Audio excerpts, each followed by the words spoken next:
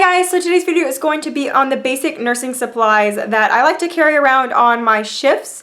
And you know, when I first started as a nurse, I felt like I needed to carry so many nursing supplies with me. Like, I was prepared for there to be a bomb and a war that went on at the hospital. Like, if there was a bomb that exploded, I was going to be able to treat every single patient with all the supplies in my pockets. No, but really, less is more, I have learned when it comes to nursing supplies. I used to carry tons of stuff in my pockets.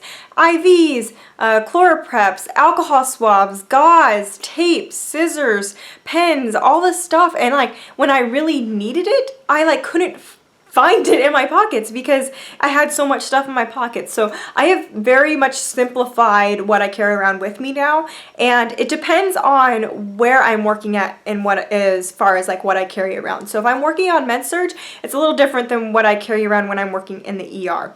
For example, in the ER, all I usually carry around is a pen, some alcohol swabs. I usually keep a pair of gloves in my pocket, actually, because you just never know what you're going to walk into in the ER. So I usually keep a pair of gloves in my pocket just in case.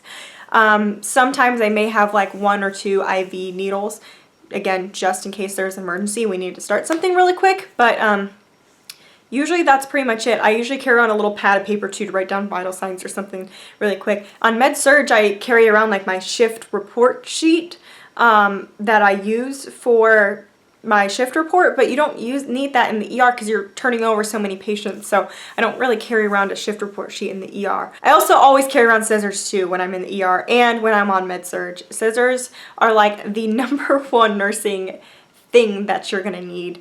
I swear by them. When I started off as a nurse, I didn't have scissors, and then when I got my scissors, I have no idea how long I survived without having scissors with me.